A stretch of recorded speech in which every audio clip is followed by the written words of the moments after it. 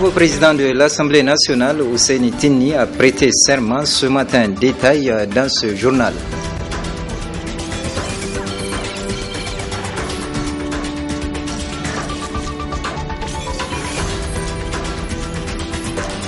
Ensuite, dans cette édition, il sera question de la liberté provisoire accordée à Hama Amadou par la Cour d'appel de Niamey.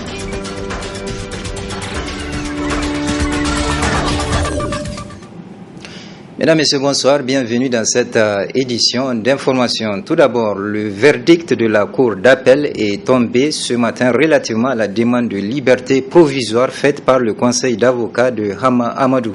Une requête qui a eu un avis favorable à la Cour d'appel de Niamey. Michel Deji et Abdel Nasser Seydou pour le reportage. C'est l'état de santé de Hama Amadou et le fait qu'il soit un homme d'État qui ne saurait en aucun cas tourner le dos à son pays une fois en liberté provisoire selon ses avocats qui ont été à la base de l'aboutissement de cette requête. La décision est claire, la Cour statuant publiquement contradictoirement en matière correctionnelle vient d'ordonner la liberté provisoire du président Hama Amadou. À partir d'aujourd'hui, il est en liberté provisoire. Il a donné la preuve que le Niger, c'est son seul pays. Il a une seule nationalité, celle du Niger. Il m'a dit officiellement, une fois, quand j'étais parti le voir, que même si on va le mettre dans une bouteille, il va rentrer au Niger. Et il a donné la preuve. Quel est le sentiment qui vous anime? Un sentiment de satisfaction, parce qu'il a quand même recouvré sa liberté, c'est une bonne chose.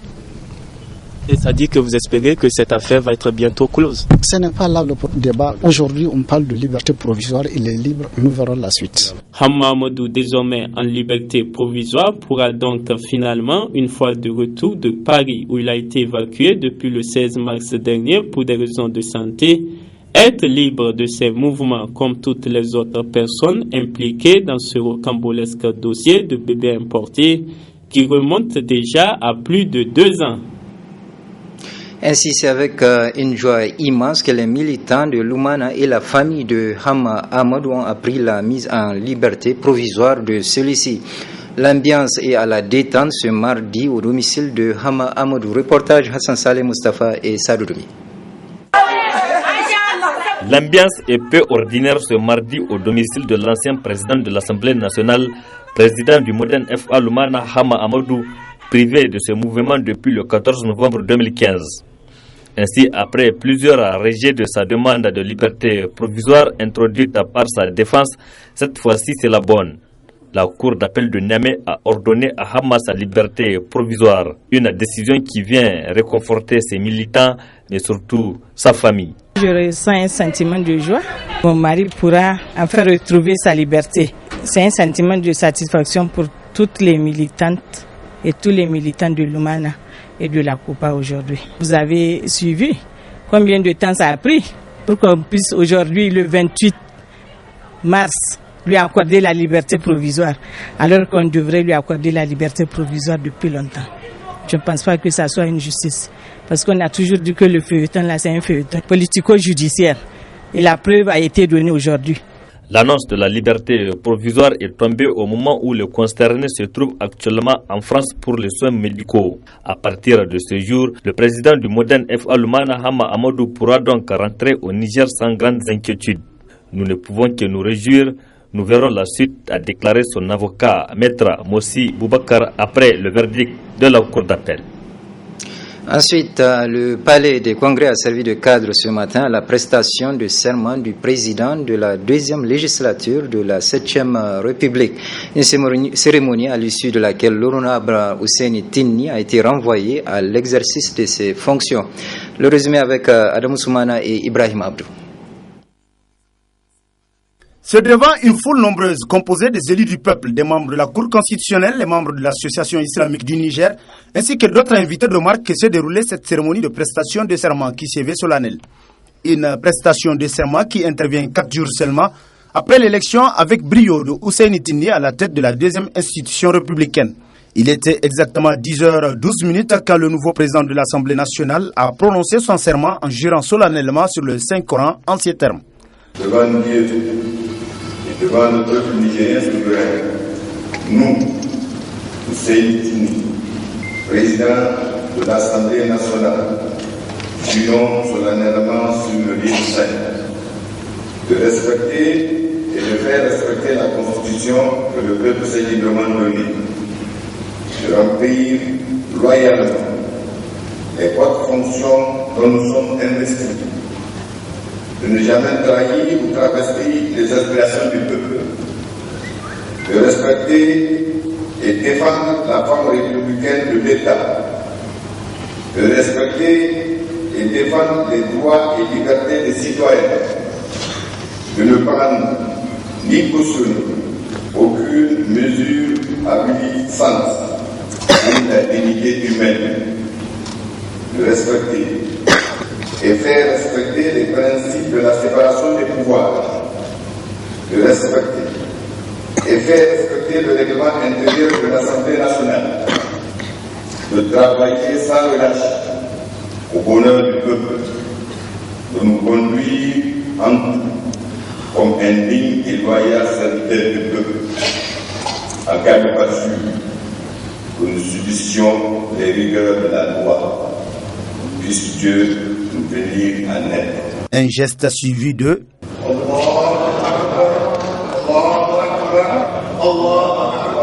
des oulémas pour montrer la grandeur de l'acte sur le plan religieux, après quoi la Cour constitutionnelle a à son tour fait le constat suivant. Président de l'Assemblée nationale, la Cour vous invite, M. Hussein Tini, président de l'Assemblée nationale, la Cour vous donne acte de votre serment et vous renvoie à l'exercice de vos fonctions.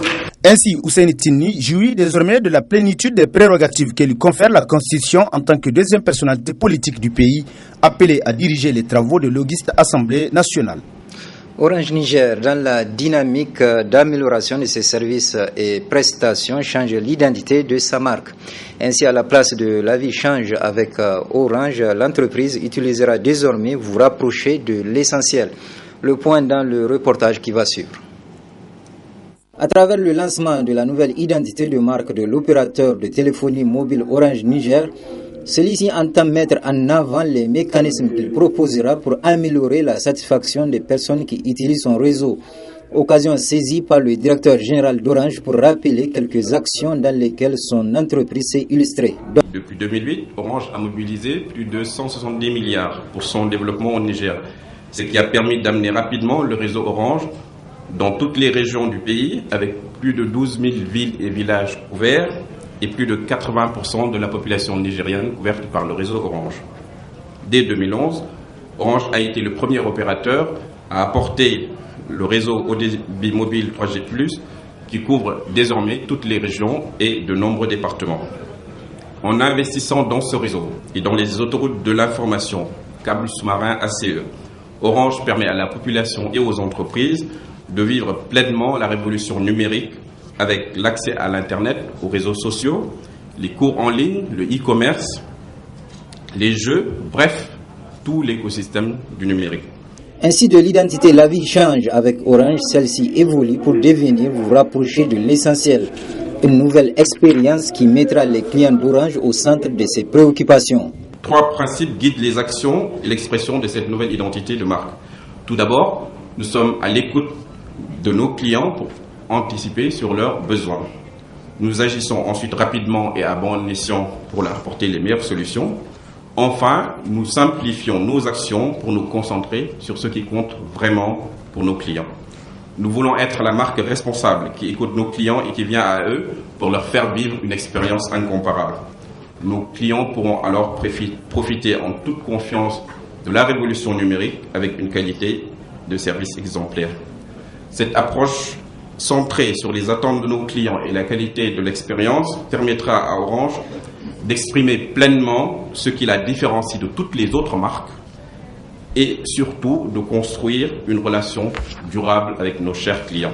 Selon le directeur général d'Orange Niger, la nouvelle signature vous rapprocher de l'essentiel qui remplace la vie change avec Orange vient renforcer la nouvelle architecture de l'entreprise basée sur l'écoute des besoins des clients et la réponse au plus près de leurs attentes, ce qui marque une nouvelle étape de la présence d'Orange au Niger.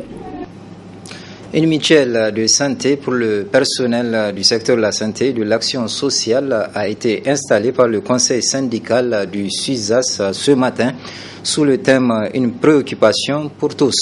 Compte rendu Ousmane Sidoukou et Sadou Demi. C'est une disposition statutaire qui est honorée à travers la tenue des présentes assises par le SUSAS, le syndicat unique de la santé et de l'action sociale. Un conseil syndical au thème opportun mais qui en plus constitue une préoccupation. Il nous paraît nécessaire d'étudier ce thème afin que les agents de santé et de l'action sociale puissent être éclairés sur le processus de mise en place d'une mutuelle de santé à leur faveur et au profit de leurs familles respectives. Camarades, la santé doit être prise au sérieux. N'attendez donc pas de tomber malade pour s'inscrire à un mode complémentaire de prise en charge de votre santé. Cela pourrait faire économiser beaucoup d'euros, beaucoup de francs, beaucoup de nerfs.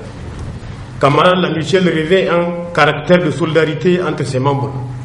Les agents de santé ont toujours donné l'exemple de cette solidarité. Et c'est aujourd'hui une occasion pour nous de le démontrer à travers une adhésion massive au principe de la création d'une telle mutuelle.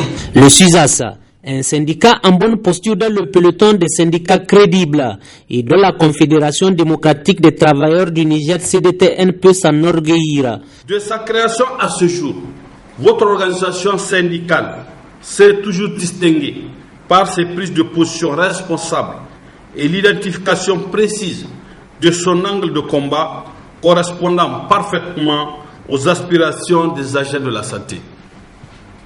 Cette stratégie d'approche qui dénote la maturité des responsables syndicaux se traduit aujourd'hui par l'amélioration substantielle des conditions de vie et de travail de vos militantes et militants. Cette instance qui vient après le congrès relativement au thème central, la vision est partagée par le ministère de la Santé publique. Aujourd'hui, il est connu de tous que même dans les pays les plus développés, l'État seul ne peut pas assurer à 100% la santé de la population. D'où les mutuelles, en particulier, et la couverture universelle santé-maladie en général est devenue la seule alternative. Et le ministère de la Santé publique accorde une grande importance à cette question. Et déjà, c'est une de nos priorités. Il y a un groupe de travail multisectoriel qui est déjà mis en place et qui est à pied d'œuvre. Ce conseil syndical du SUSAS sera probablement l'occasion pour les participants de faire un bilan à mi-parcours du mandat depuis le dernier congrès du bureau exécutif national, mais aussi de dégager des perspectives leur permettant d'accomplir le mandat et ce à la satisfaction générale des militants du SUSAS. Un atelier sur l'annonce du handicap a été ouvert ce matin. Il est financé par la Fondation Total à travers la division des affaires internationales de l'Institut Pasteur dont le CERMES est porteur. Nafis Zakou et Soumaïla Abdoulaye pour le compte rendu. C'est un véritable cadre d'échange à travers la tenue du présent atelier de formation qui porte sur l'annonce du handicap dans son deuxième volet. Un atelier qui rentre dans le cadre du projet de renforcement de l'hôpital national de Niamey et c'est dans la prise en charge des séquelles post-méningitiques. C'est dans ce cadre que le projet a rénové et équipé la salle de potentiel évoquée au service ORL de l'hôpital national de Niamey. Actuellement, des travaux sont en cours pour la rénovation et l'équipement d'une salle de gymnastique et de rééducation fonctionnelle pédiatrique au service de kinésithérapie de l'hôpital national de Niamey. Il faut noter au préalable que des agents du service ORL et de kinésithérapie ont suivi des stages de formation en France en collaboration avec l'hôpital de la Timone de Marseille pour le volet ORL et la Fondation Hélène Pontas pour le volet rééducation fonctionnaires. Une formation opportune dont s'est réjoui le président du conseil d'administration du CERMES, le centre de recherche médicale et sanitaire. Cette formation s'inscrit dans la stratégie des autorités pour améliorer l'insertion sociale des personnes handicapées. Cette formation permettra sans nul doute aux participants d'être outillés sur les éléments qui facilitent ou qui contraignent l'établissement de la relation de confiance entre les parents, les professionnels et les médecins et contribuera à optimiser, grâce à une connaissance plus spécifique, les différentes modalités d'approche de l'annonce du handicap. Prévu pour s'étaler sur 2 jours, cet atelier, le deuxième déjà, porte sur l'annonce du handicap pour l'amélioration des conditions du handicap à l'enfant, tout comme à sa famille par les professionnels de santé. Cérémonie de signature cet après-midi de la convention cadre de partenariat entre le Bureau de la coopération suisse au Niger et la Chambre de commerce et d'industrie du Niger. Compte rendu Sidik Ousmane et Aboubakar Souley. L'instant se veut solennel, car la présente convention cadre marque un pas décisif vers la construction et la dynamisation d'un partenariat fructueux entre ces deux institutions, la Chambre de commerce et d'industrie du Niger et la Confédération suisse par le biais du Bureau de la coopération suisse au Niger.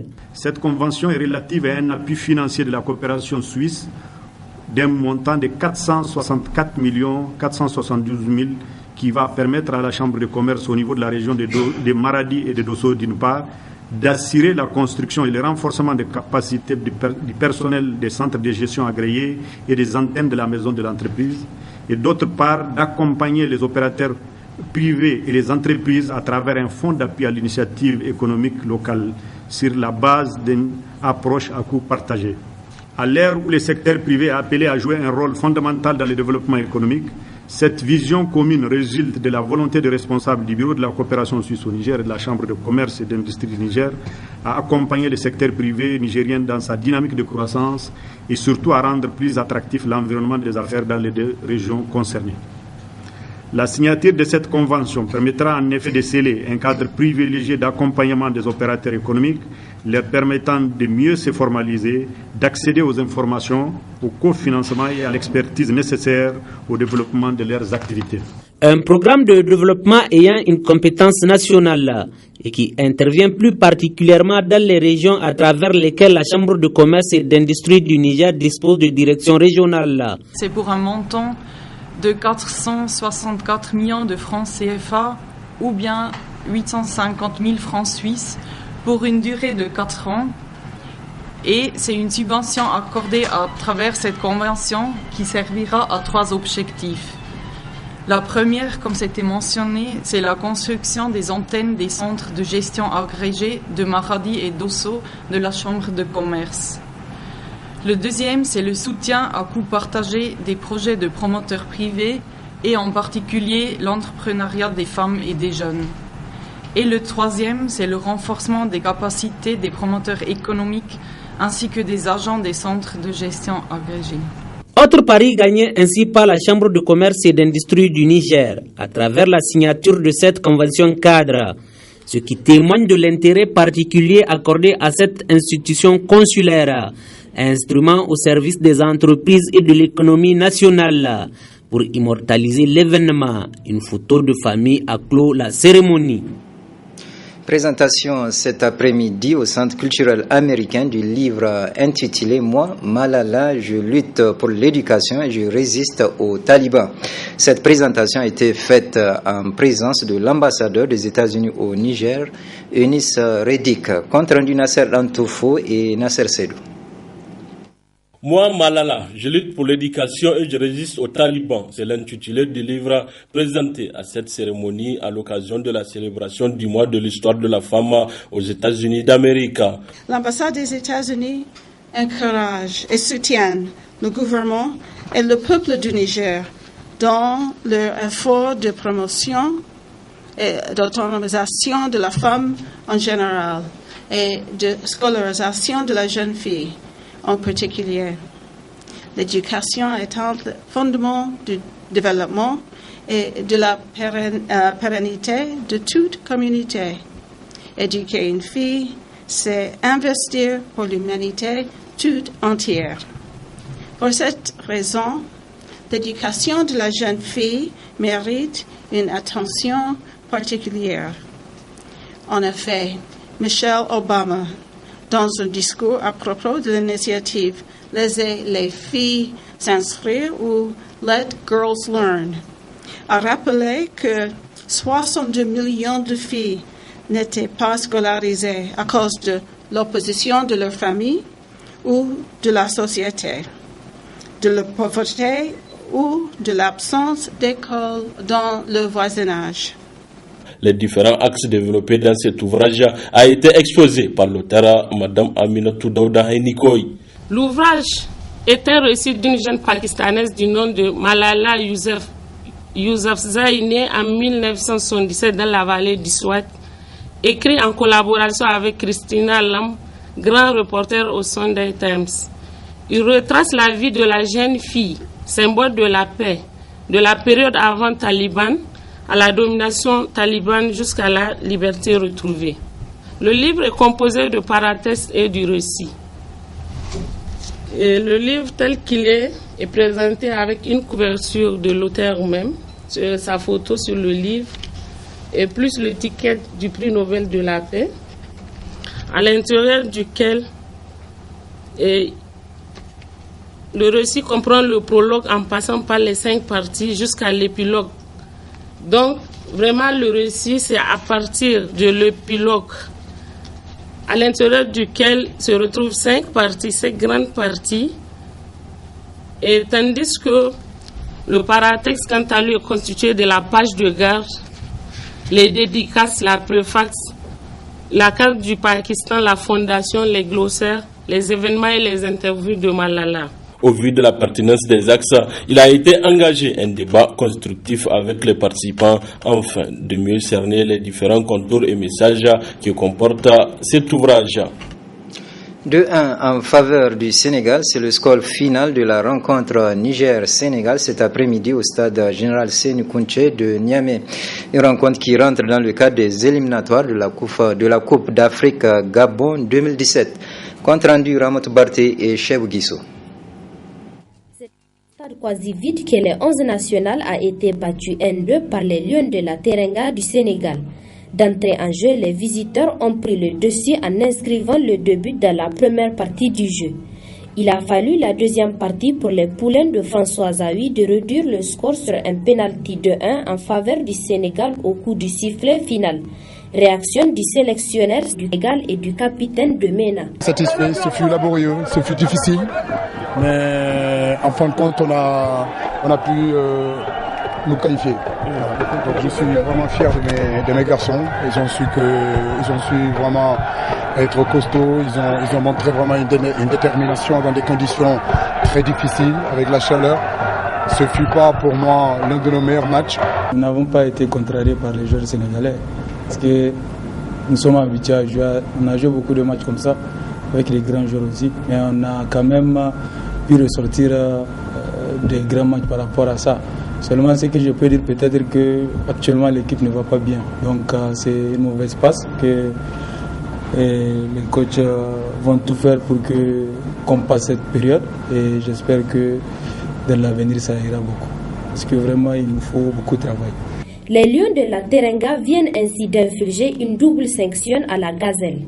En effet, à l'aller le week-end dernier, le Sénégal a battu le Niger 2-0 à Dakar et 2-1 au retour à Niamey ce mardi.